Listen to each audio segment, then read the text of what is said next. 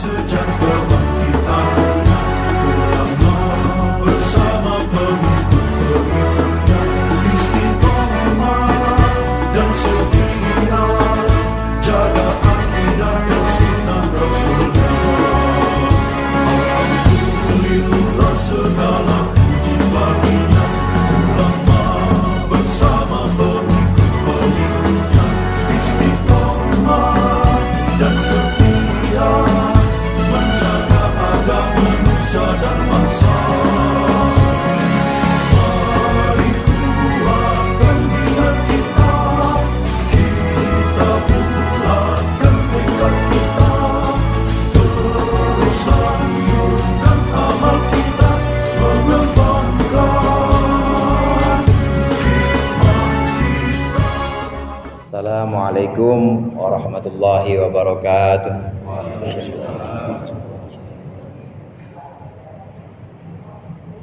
Al-Fatihah.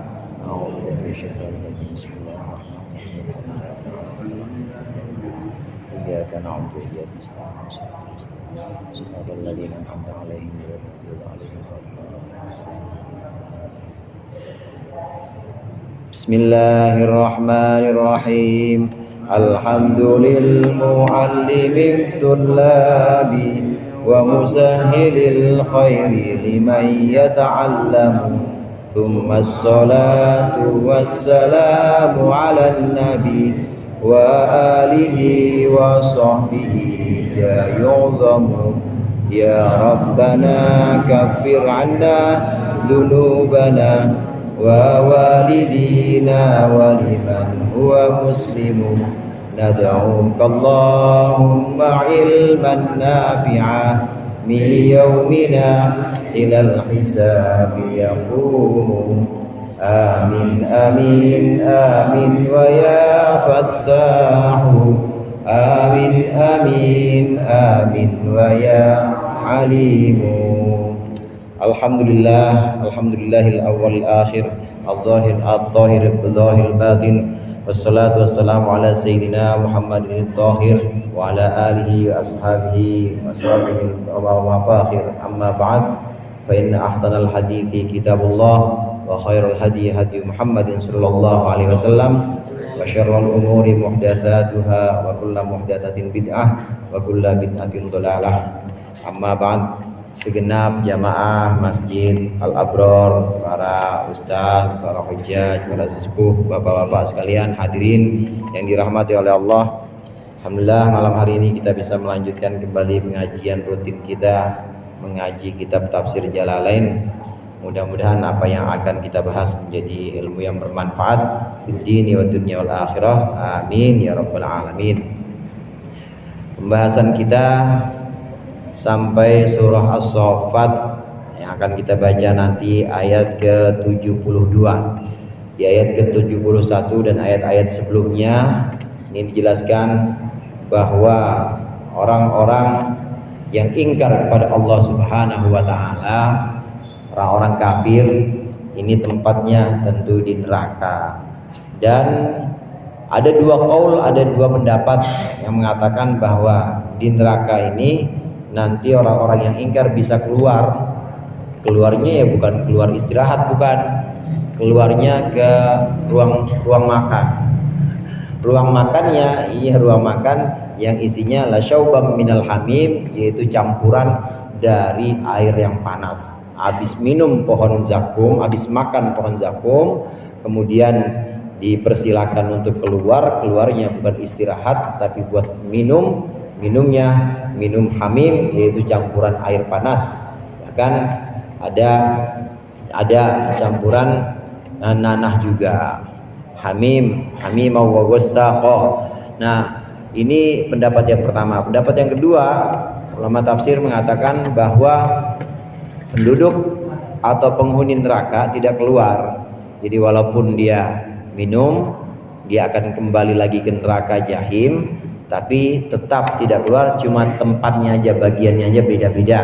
Bagiannya ada yang pohon zakum yang awal tadi, yaitu makan pohon zakum. Nah kemudian di tempat lain dia disediakan minumannya minuman syauban minal hamim. Nah ini terjadi, ini mereka dapati di sana di akhirat sebagai balasan karena mereka sesat. Mereka mengikuti kesesatan orang-orang terdahulu, mengikuti kesesatan orang-orang sebelum mereka. Padahal sudah diperingatkan, tentu setiap masa, setiap zaman ini Allah memberikan utusan atau memberikan peringatan kepada mereka, tapi mereka tetap ingkar. Nah, di ayat yang berikutnya ini, di ayat 72, kemudian akan dilanjutkan bagaimana Allah menegur orang-orang kafir, orang-orang yang ingkar kepada Allah dan kepada Rasulnya. Qala Allah Ta'ala wa huwa asdaqul qailin, wa laqad arsalna fihim mundirin fanzur kaifa kana aqibatul mundarin illa ibadallahil mukhlasin. Wa laqad arsalna fihim mundirin, dan sungguh telah kami utus kepada mereka para pemberi peringatan, minar rusuli, yakni para utusan, mukhawwifina, yang menakut-nakuti atau yang memperingatkan mereka. Fandur, maka lihatlah, kaifa kana akibatul mundarin, bagaimana akibat, bagaimana kesudahan orang-orang yang diberikan peringatan. Al kafirina, maksudnya orang-orang kafir. Ai akibatuhum al-adab, maksudnya kesudahan mereka, akibat mereka itu al-adabu adalah adab, siksaan Allah. Illa ibadallahil mukhlasin, kecuali hamba-hamba Allah yang dibersihkan, hamba-hamba Allah yang dimurnikan. Maksudnya dimurnikan hatinya, ayil mu'minina, yaitu orang-orang beriman. Fa innahum najau minal adab, maka sesungguhnya orang-orang beriman selamat dari siksaan di neraka. Li ikhlasihim, karena bersihnya mereka atau ikhlasnya mereka, fil ibadati, dalam ibadah atau menyembah Allah. Au li annallaha akhlasahum, atau karena sungguhnya Allah membersihkan mereka, laha, untuk ibadah. Ala qiraati fathil lam, atas bacaan fathil lam. Jadi bisa dibaca illa ibadallahil mukhlisin, li, bisa illa ibadallahil mukhlasin. Lamnya dibaca fathah boleh, mukhlasin boleh dibaca mukhlisin. Makanya ada yang mukhlis, ada yang mukhlas, ada yang mukhlisin, ada yang mukhlasin. Orang-orang kafir, orang-orang yang ingkar kepada Allah, kepada Rasulnya, ini sudah diberikan peringatan. Di antara tugas para Rasul itu adalah memberikan peringatan yang disebut dengan indar, dan yang kedua memberikan kabar gembira, tabsyir. Tabsyir, memberikan kabar gembira tentu untuk orang-orang yang mengikuti para Rasul. Kabar gembira untuk orang-orang yang mentaati perintah-perintah Allah, perintah Rasul ditaati, maka kabar gembira. Kabar gembira tentang surga, kabar gembira tentang kebaikan hidup, baik di dunia dan baik di akhirat. Fid dunya hasanah wa fil akhirati hasanah. Namanya tabsyir. Namanya tabsyir, itu namanya kabar gembira. Lain sama bisyarah, lain lagi. Bisyarah, tabsyir, itu kabar gembira. Nah, fungsi berikutnya, para utusan, para rasul punya fungsi atau punya tugas mundir. Mundir itu artinya yang memberikan peringatan. Tugasnya namanya indar. Indar itu memberikan peringatan, artinya memberikan ancaman. Kalau tidak taat kepada Allah, maka ancamannya adalah hidupnya sulit. Kalau tidak taat kepada Rasulnya, maka ancamannya akan mengalami penderitaan di akhirat nanti. Ini yang namanya indar. Indar ini memberikan peringatan, memberikan ancaman-ancaman kepada orang-orang yang ingkar kepada Allah, kepada Rasulnya. Ini dua tugas. Nah, di ayat ini, di ayat 72 ini, oleh Allah ditegaskan, emang dulu nggak ada apa orang yang memberikan peringatan kepada mereka, pada orang-orang kafir. Kok bisa hidup di dunianya sembarangan? Kok bisa hidup di dunianya seenak udele dewe? Kok bisa hidup di dunia itu tidak menghiraukan norma-norma agama? Emang nggak ada apa Rasul yang memberikan peringatan? Sungguhnya ini pertanyaan yang nggak perlu dijawab. Artinya ini adalah istifham atau pertanyaan yang tidak butuh jawaban, yang artinya ya tentu ada yang memberikan peringatan, tentu Allah sudah kirimkan utusan untuk mengingatkan mereka, tapi mereka acuh, mereka cuek terhadap peringatan-peringatan itu. Lalu bagaimana? Kita suruh melihat, hadirin. Fandur kaifa kana aqibatul mundarin. Kita disuruh melihat, merenungkan bagaimana akibat orang-orang yang diberikan peringatan tapi dia cuek dengan peringatan itu. Disuruh, diperintah oleh Nabi Lut buat meninggalkan perbuatan-perbuatan Sodom, tapi masih tetap Sodom. Disuruh meninggalkan kecurangan oleh Nabi Syuaib, kecurangan timbangan, kecurangan takaran, tapi dia tetap curang. Nah, yang seperti ini acuh, cuek kepada para utusan, maka lihat bagaimana kesudahan mereka. Di dunia Allah berikan azab, kesudahan untuk orang-orang yang ingkar kepada para utusan yang memperingatkan mereka. Di dunia Allah berikan siksa. Siksanya kaum Nabi Nuh banjir, siksanya kaum Nabi Lut Allah kirimkan hujan batu panas dari langit. Kemudian siksanya kaum Ad itu mati tengkurap di rumahnya masing-masing. Fi darihim jathimin, tengkurap gak bisa apa-apa. Awalnya pucat kuning, habis kuning merah, mukanya habis merah, mukanya hitam, gosong, gak bisa ngapa-ngapain. Itu kesudahan atau akibat dari orang-orang yang ingkar kepada pemberi peringatan, yaitu para rasul. Lihat, ini kita diajak, kita diperintahkan oleh Al-Quran supaya ngelihat pelajaran, ngelihat orang-orang sebelum kita, orang-orang sebelum umat Nabi Muhammad itu Allah hancurkan. Dan sangat mudah, hadirin, sangat gampang untuk Allah ini menyiksa atau menghancurkan, membinasakan kaum meskipun dia kuat sekalipun. Umat Nabi Ad kurang apa coba? Tingginya aja 25 meter. 20 meter itu yang cebol, Pak. Kalau yang normal 50 meter. Kaum Nabi Ad itu. Kaum Nabi Tsamud kurang apa jayanya, kurang apa kuatnya? Nggak pakai beli material, dia nggak pakai belanja semen, belanja herbal, apa namanya, heber ya? Enggak, gunung dipahat sama dia, dipahat, dijadiin kamar, dijadiin jendela. Itu kaum Nabi Soleh, kaum Tsamud, kaum Nabi Hud, yaitu kaum Ad. Ini semua kurang apa kuatnya, kurang apa jayanya, dan sisa-sisanya masih ada puing-puing atau masih ada peninggalan-peninggalan mereka, jejak-jejaknya hancur semua itu, semuanya hancur. Sangat mudah untuk Allah menghancurkan orang-orang yang ingkar kepada para utusan sebelum Nabi Muhammad. Nah, kita diajak untuk merenungkan. Demikian juga tentunya orang-orang musyrik Mekah saat itu. Memang orang-orang Mekah, hadirin, kalau ingin berjalan, orang-orang Mekah kalau ingin berjalan dari Mekah mau berjualan ke Syam. Syam itu bukan paman Syam, bukan, lain lagi. Paman sama Amerika. Syam itu sekarang meliputi Palestina, Yordania, Suriah atau Syria, itu Syam tuh. Dulu sebutannya Syam. Orang-orang Mekah sebutannya dulu Hijaz. Itu kalau mau dagang ya ke sana. Jadi belanja di sana, nanti dijual lagi di Mekah. Yang nggak ada di Mekah dibawa dari sana. Begitu juga dari Mekahnya, nih bawa barang-barang yang nggak ada di sana. Yang nggak ada di sana dijual di sana.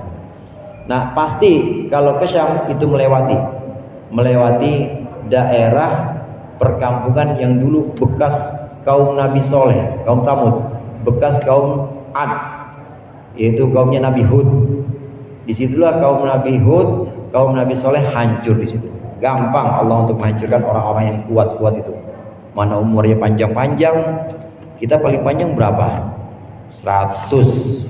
Ada 100 yang di sini. 100 yang udah kenal kebab, udah kenal inian, udah kenal kebab, udah kenal mie gacoan. Nggak ada umurnya segitu sekarang, makanannya begitu semua. Kalau orang-orang kampung mungkin masih makanannya masih ini, masih makanan yang bagus-bagus. Ya mungkin ada, tapi sekarang jarang. Nah mereka itu umat-umat terdahulu umurnya ya 400, umurnya 300, ada yang 600. Fir'aun itu 600 umurnya. Nabi Nuh 1250. Umurnya panjang-panjang, orangnya gede-gede. Nah kita mana kecil ya, orangnya jauh banget lagi dari Mekah, tapi alhamdulillah kita masih Allah berikan iman Islam. Alhamdulillah, orang yang kecil-kecil jauh dari Mekah lagi tapi masih iman, ini alhamdulillah banget. Alhamdulillah, karunia Allah dicatat sebagai orang yang beriman. Nah orang yang beriman inilah orang-orang yang disebut dengan ibadallahil mukhlasin, orang-orang mukmin yang Allah selamatkan atau yang Allah bersihkan. Allah yang bersihkan. Mukhlasin, kalau kita baca mukhlasin, ini artinya Allah murnikan ibadahnya hanya untuk Allah. Tapi kalau kita baca mukhlisin, ini artinya orang yang memurnikan. Kalau mukhlas itu sigot isim maf'ul, artinya dimurnikan. Kalau mukhlis sigot isim fa'il, artinya memurnikan. Kalau dibaca illa ibadallahil mukhlisin, orang-orang itu mendapat siksa, mendapat azab di neraka kecuali hamba-hamba Allah yang memurnikan ibadahnya. Artinya memurnikan ibadah hanya untuk Allah, dengan upaya sendiri, dengan usaha, latihan, riyadhah, bangun malam, sholatnya dijaga yang 5 waktu, kemudian juga dijaga hatinya supaya tetap ikhlas, dijaga hatinya supaya tetap tawadu, nggak sombong dengan ibadahnya, terus berupaya seperti ini, kemudian mencapai tahap ikhlas, maka namanya mukhlisin, yaitu orang yang mengikhlaskan atau memurnikan ibadahnya hanya pada Allah. Ini kadang-kala disebut sebagai murid. Murid itu artinya orang yang menghendaki, orang yang ingin menuju Allah. Ada orang yang ingin menuju Allah dengan usaha-usahanya atau dengan kesungguhan-kesungguhannya. Kebanyakan orang murid, kayak kita nih murid semua nih. Amin nggak Pak? Ini pada pengen menuju Allah semua kan nih ya? Ini namanya murid, pengen menuju Allah. Murid itu arada yuridu. Nah, isim fa'ilnya murid, artinya yang ingin menuju Allah. Dengan usaha kita sholat jamaah, kita ngaji, kita coba bangun malam, kita coba jaga wudhu, kita coba terus ingat Allah hati kita. Namanya kita yang mencoba, kita yang ingin, kita yang mengikhlaskan atau memurnikan ibadah kita. Namanya mukhlis atau murid. Mukhlis atau murid ini artinya orang yang memurnikan dan orang yang ingin menuju Allah. Tapi ada yang mukhlas. Mukhlas murad. Mukhlas itu artinya orang yang diikhlaskan, orang yang dimurnikan oleh Allah ibadahnya. Murad artinya orang yang diinginkan oleh Allah. Terkadang ada orang-orang yang Allah kehendaki, orang-orang yang Allah pilih tanpa usaha, tanpa kelihatan secara lahiriah dia itu ibadahnya rajin, tapi ternyata udah sampai kepada Allah, ternyata udah dekat banget sama Allah. Karena itu dia sudah tidak mengupayakan segala macam upaya atau ibadah-ibadah, tapi Allah yang nuntun dia dan Allah yang narik dia. Ini yang namanya murad, yang namanya mukhlas. Jadi dimurnikan oleh Allah dan diinginkan oleh Allah. Karena diinginkan oleh Allah, karena dimurnikan oleh Allah, maka dia tanpa usaha yang banyak, tanpa ibadah yang banyak, yang penting wajib-wajib aja, ternyata udah sampai kepada hakikat, ternyata udah sampai kepada Allah. Dan sama-sama sampai. Bedanya yang satu melalui jalan biasa, normal, dengan latihan, tapi yang satu nggak pakai jalan itu, langsung Allah yang tarik, langsung Allah yang menghendaki. Allah, aku pengen hambaku yang ini, pengen hambaku yang ini, ternyata sudah sampai atau sudah usul, istilahnya sudah sampai kepada Allah dan mengenal Allah. Ini namanya murad atau mukhlas. Dua-duanya akan sampai kepada Allah. Bedanya yang mukhlis atau murid ini dia dengan latihan dengan bimbingan para guru, tapi yang mukhlas atau murad ini Allah yang menghendaki dia. Dan biasanya kalau orang yang ini jarang, orang yang nggak bisa dicari, orang yang mukhlas atau murad yang Allah inginkan dan Allah bersihkan itu sedikit jumlahnya. Ada perbandingan seperti satu yang bisa sebagai bahan perbandingan. Dulu Nabi Musa ketika berkata kepada istrinya, "Inni anastu nara." Aku melihat secercah api. Tunggu di sini. Zaman dulu mah belum ada PLN, Pak. Belum ada PLN, boro-boro HP, nggak ada senternya, nggak ada, gelap. Nah, ketika Nabi Musa bersama istrinya lagi jalan, melihat ada secercah cahaya. Tunggu sini, aku melihat ada cahaya. Nanti mudah-mudahan aku bisa datang dengan membawa api itu, dengan membawa cahaya itu buat kita nanti. Nabi Musa datangin tempat itu. Ternyata sampai di sana, sampai di sumber cahaya itu, ya Musa ikhlaq na'laik fakhlaq na'laik innaka bil wadil muqaddasi tuwa. Wahai Musa, sungguhnya engkau ada di bukit yang disucikan, engkau ada di lembah yang disucikan, buka sendalmu. Gak boleh pakai sendal Nabi Musa. Fakhlaq na'laik, buka sendalmu. Nabi Musa ini mukhlis, orang yang ingin menuju Allah, ingin mendekati Allah. Maka begitu sampai di sana, ternyata itu Allah. Dan Nabi Musa terkenal sebagai kalimullah, orang yang diajak bicara, yang diajak ngomong sama Allah. Sampai di sana Allah tegur, ya Musa innaka bil wadil muqaddasi tuwa. Fakhlaq na'laik innaka bil wadil muqaddasi tuwa. Bukalah kedua sendalmu Musa, sungguhnya engkau ada di lembah yang disucikan. Nabi Musa ke sana, sudah ketemu dengan Allah. Ini karena upayanya Nabi Musa, karena keinginannya Nabi Musa, karena kepengenan Nabi Musa, sampai sana tetap harus lepas sendal. Bandingkan dengan Nabi kita Nabi Muhammad SAW. Nabi Muhammad sendalnya aja dibawa sampai ke arsy, gak disuruh buka sama Allah. Malaikat Jibril pengen ikut ke Sidratul Muntaha, gak bisa. Karena yang aku inginkan hanya Muhammad, kata Allah, nggak ada yang lain. Jadi Nabi Muhammad murad, Nabi Muhammad adalah mukhlas, Nabi Muhammad adalah yang diinginkan oleh Allah, Nabi Muhammad adalah yang dimurnikan atau dibersihkan oleh Allah. Ini bedanya antara orang yang menginginkan Allah dengan orang yang diinginkan Allah. Nah, kita nggak bisa cari-cari dan juga nggak bisa mengharap. Ini kayaknya gue mukhlas dah nih, kayaknya gue murad dah nih. Nggak usah ini nggak usah banyak-banyak ibadah.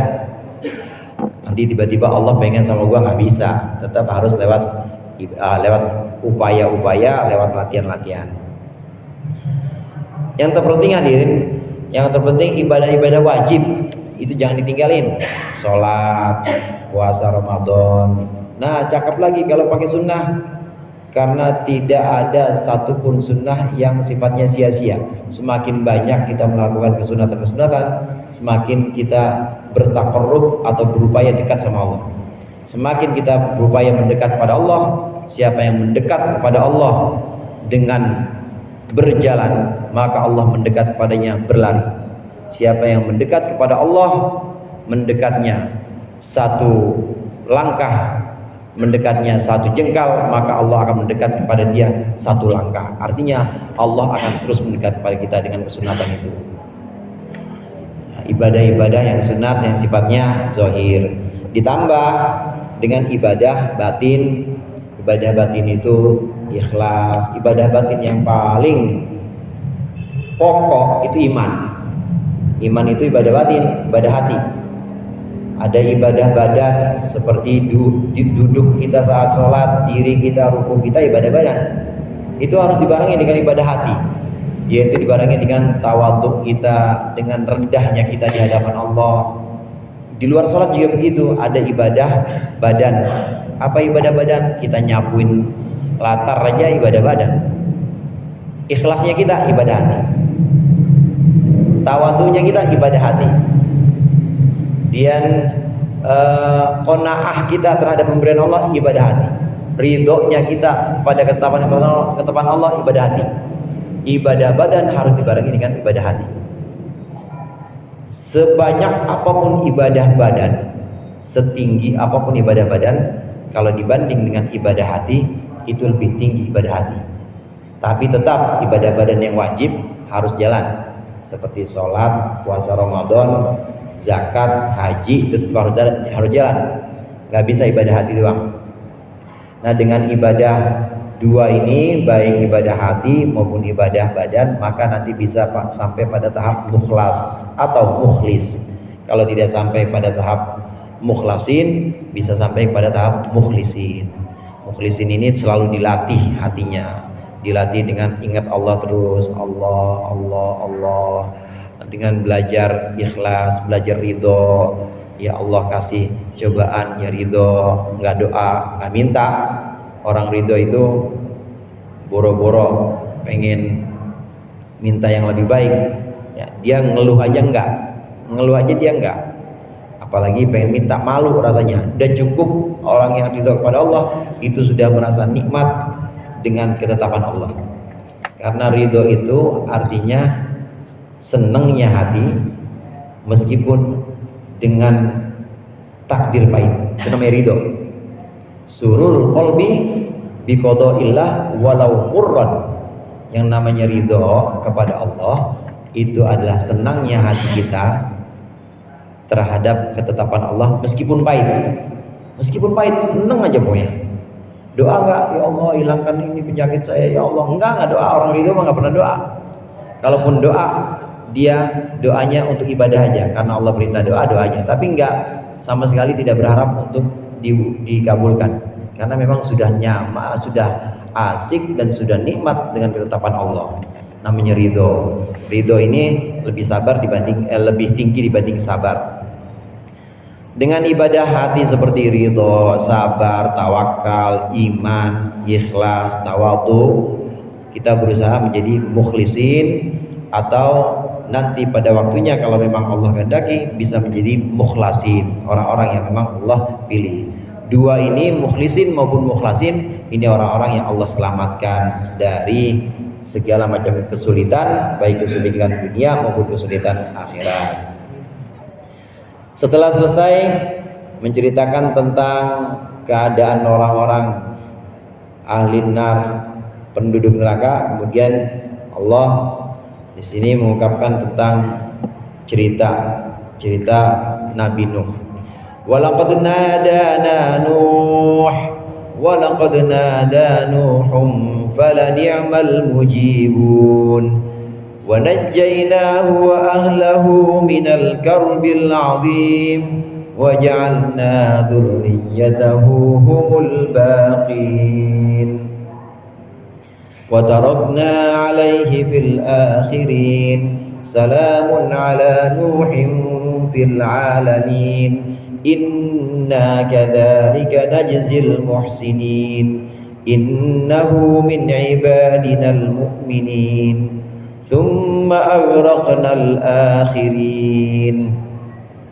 Walaqad nadana, dan sungguh telah bermunajat, telah berdoa kepadaku siapa? Nuhun, Nabi Nuh, dikaulihi rabbi inni maglubum fantasir, ya Tuhanku sungguhnya aku itu dianiaya, aku dikalahkan, fantasir maka tolonglah aku ya Allah. Fala ni'mal mujibun, maka itu sebaik-baiknya orang yang fala ni'mal mujibun, malah itu sebaik-baiknya orang yang mengijabah doa, lahu untuk Nuh, nahnu kamilah sebaik-baiknya yang menjawab doa. Ai da'ana ala qaumihi, maksudnya Nabi Nuh doa ala qaumihi, atas kaumnya, fa ahlaknahum bil gharqi, maka kami hancurkan kaum Nabi Nuh bil gharqi, dengan banjir atau dengan ditenggelamkan. Nabi Nuh ini doa dalam bahasa Arab ada da'a lahu, ada da'a alaihi, ada berdoa untuknya, ada berdoa atasnya. Kalau kita sebut ud'u lana, itu maksudnya doakan untuk saya. Ud'u lana berarti baik. Tapi kalau ud'u alaina, doakan atas kami, maksudnya biar sambar geledek dah. Coba doain kami biar kami celaka. Itu ud'u ala. Nah, jadi ada da'a ala, ada da'a lahu. Nabi Nuh da'ana ala qaumi. Nabi Nuh pernah meminta kepada Allah agar kaumnya dihancurkan, dan Allah adalah sebaik-baiknya zat yang mengabulkan doa para hamba. Doa para hamba, apalagi doa nabi-nabinya. Hadirin jamaah rahimakumullah, doa para hamba, apalagi hamba yang terzolimi, doa orang yang teraniaya, itu bisa menembus langit dan cepat untuk kabulnya. Oleh karenanya kita harus hati-hati, dan ini terlepas dari apapun agamanya, terlepas dari apapun keyakinannya. Kalau memang itu hamba Allah dan itu terzolimi, dia doa karena Tuhannya sama. Maksudnya Tuhannya sama, emang Tuhan ada siapa lagi selain satu, selain Allah? Tuhannya kan sama, Allah juga.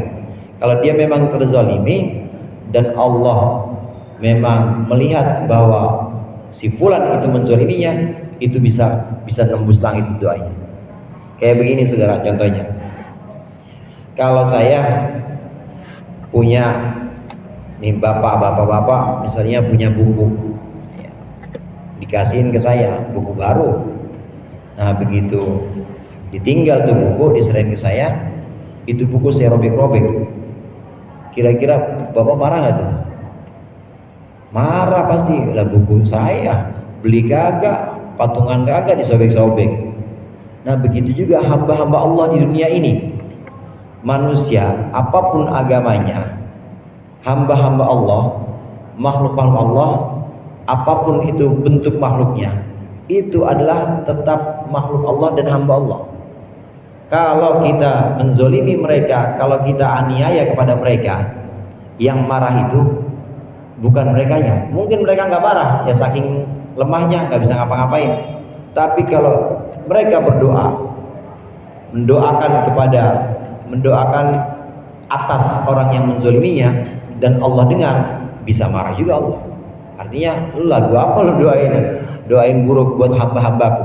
Untuk apa engkau doakan buruk untuk makhluk yang engkau sendiri nggak ikut menciptain, engkau sendiri nggak ikut andil dalam menciptakan? Ngapain segala pakai doa-doain seperti itu? Analoginya seperti buku tadi. Kalau nggak punya buku tapi ikut rusak, yang punya buku pasti marah. Begitu juga kita terhadap hamba-hamba Allah. Nikmal mujibun, Allah itu sebaik-baiknya zat yang mengabulkan doa, yang menjawab doa-doa. Bahkan doa-doa orang-orang yang terzolimi, terlepas dari apapun agamanya, ini mungkin, sangat mungkin Allah ijabah.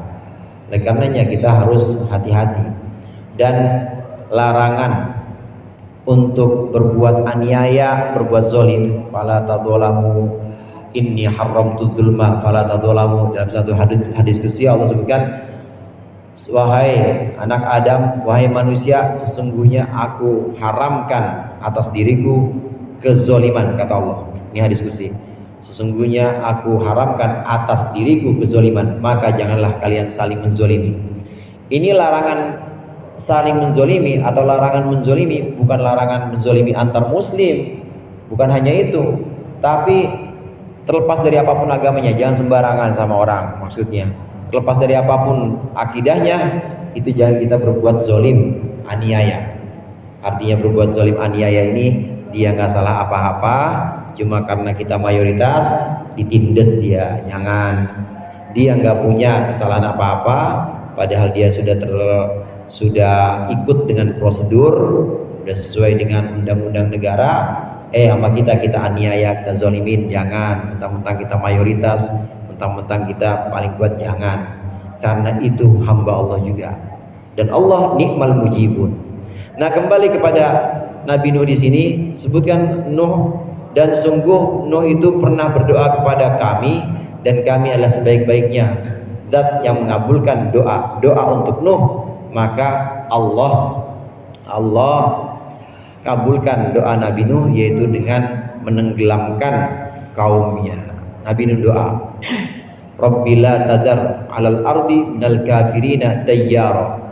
Ya Allah, jangan sisain satu aja, jangan sisain, habisin aja Allah. Tuh kalau kata Nabi Nuh, habisin ya Allah. Rabbi la tadar 'alal ardi minal kafirina dayyara. Jangan tinggalin satu pun rumah orang kafir, habisin semua ya Allah. Karena yang doa Nabi, dan memang Nabi Nuh waktu itu dizolimin, Nabi Nuh diledekin, Nabi Nuh disakiti, disebut orang gila, Nabi Nuh benar-benar terzolimi. Allah kabulkan doanya Nabi Nuh ini. Ya Nabi Nuh maglubun, artinya dikalahkan oleh kaumnya, jadi dianiaya. Dan juga Nabi Nuh adalah seorang hamba yang sangat dekat kepada Allah. Ya tentu aja Allah kabulkan. Allah kabulkan dengan menenggelamkan kaum Nabi Nuh. Wa najjaynahu wa ahlahu minal karbil azim.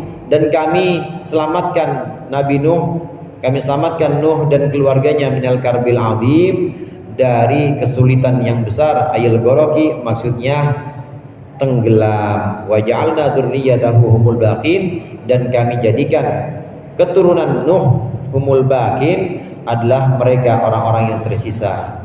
Fannasu kulluhum min naslatin, fannasu kulluhum min naslihi alaihi salam.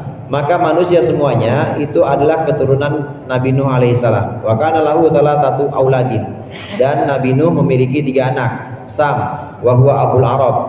Sam ini adalah nenek moyangnya bangsa Arab. Wa Faris wa Rum, dan bangsa Persia, wa Rum dan bangsa Romawi. Wa Ham, dan anak Nabi Nuh namanya Ham. Wa huwa Abu Sudan, ini adalah bapaknya bangsa Sudan. Wa Yafith, satu lagi anak Nabi Nuh namanya Yafith. Wa huwa Abu Turki, ini adalah bapaknya orang-orang Turki atau bangsa Turki. Wal Khazar, dan bangsa Khazar. Wa Ya'juj wa Ma'juj, dan Ya'juj Ma'juj. Wa ma hunalika, dan sekitarnya. Ini penjelasan dari Imam Jalalain sesuai dengan hadis riwayat yang sampai kepada Imam Jalalain. Kami kabulkan doa Nuh, kata Allah, dan kami selamatkan Nuh dan keluarganya, Nuh dan pengikutnya, kami selamatkan dari kesulitan yang sangat besar, yaitu banjir. Gak ada gunung yang kelihatan tuh, gak ada Pak, air semuanya, gak kelihatan. Pangrango, gede Pangrango tenggelam, apalagi Cerme tenggelam semuanya. Gunung yang paling tinggi, apa bang yang paling tinggi itu? Mount Everest tenggelam semua, nggak ada daratan sama sekali. Dan yang Allah selamatkan hanya yang dalam perahu, yaitu Nabi Nuh beserta pengikutnya, yaitu Nabi Nuh beserta keluarganya. Nabi Nuh dengan keluarganya itu Allah selamatkan karena ada di dalam perahu. Dan inilah yang nanti kemudian menurunkan bangsa-bangsa yang ada di dunia ini. Waktu itu mulainya banjir itu mulai dari bulan Rajab. Ya, mulai dari bulan Safar. Mulai dari bulan Safar sampai bulan Rajab. Berapa bulan itu kira-kira? 6 bulan. Ya. Iya, kira-kira 8 bulan itu. Safar sampai bulan Rajab itu banjir. Dan gak ada daratan yang tersisa. Yang Allah selamatkan hanya orang-orang yang ikut Nabi Nuh, cuma 80 orang. Hadirin, 80 orang yang ikut perahu. Perahunya mah gede. Perahu Nabi Nuh itu kalau dihitung meteran, kalau di kitab-kitab klasik itu kan pakainya pakai hasta atau pakai dirham. Kalau dikonversi meter, kira-kira saya jadiin meter, itu kira-kira perahunya Nabi Nuh panjangnya itu 300 meter. 300 meter, lebarnya dari geladak kiri ke geladak kanan itu 100 meter. 100 meter, ke belakangnya 300 meter. Nah, kemudian tingginya ini kira-kira kalau saya nggak salah itu 90 meter tingginya. Karena bukan cuma manusianya cuma 80 orang. Ya, tapi ada binatang. Paling atas yang kira-kira bisa terbang kayak ayam, burung di atas tuh. Yang tengah ini manusia. Kemudian yang bawah binatang buas. berbina buah. Sepasang-sepasang, nggak semuanya. Kalau semua penuh. Nah, Nabi Nuh kemudian selamat dan mendarat di bukit namanya Bukit Judi. Nanti generasi berikutnya, generasi berikutnya ini adalah keturunan dari 3 anak Nabi Nuh. Bukan dari yang 80 ini, tapi hanya dari 3 anak Nabi Nuh. Sudah Allah tetapkan 3 anak Nabi Nuh inilah yang akan menurunkan bangsa-bangsa yang lain. Siapa saja 3 anak Nabi Nuh ini? Ham, Sam, Yafith. Sam itu Semit. Sam yang menurunkan bangsa Semit. Bangsa Semit ini bangsa Arab, Eropa, Romawi di situ Eropa, dan juga Persia yang model hidungnya mancung-mancung. Bangsa Semit. Kemudian ada Ham. Ham ini yang menurunkan bangsa Sudan, disebut dengan Abu Sudan. Barangkali yang dimaksud di sini bangsa Afrika. Beda beda face-nya juga beda. Kemudian satu lagi Yafith. Yafith ini yang menurunkan bangsa Turki dan sekitarnya. Nah, nanti berdasarkan perkembangan atau sejarah, kemudian ada persilangan, akhirnya ada juga ya bangsa-bangsa timur seperti kita ini. Tapi tetap kita semua keturunan Nabi. Nabi siapa? Nabi Nuh. Kita semuanya keturunannya dari situ, dari Nabi Nuh. Mudah-mudahan bermanfaat. Dikurangnya saya mohon maaf. Allahumma muwaffiq ila aqwamit thoriq. Wassalamualaikum warahmatullahi wabarakatuh.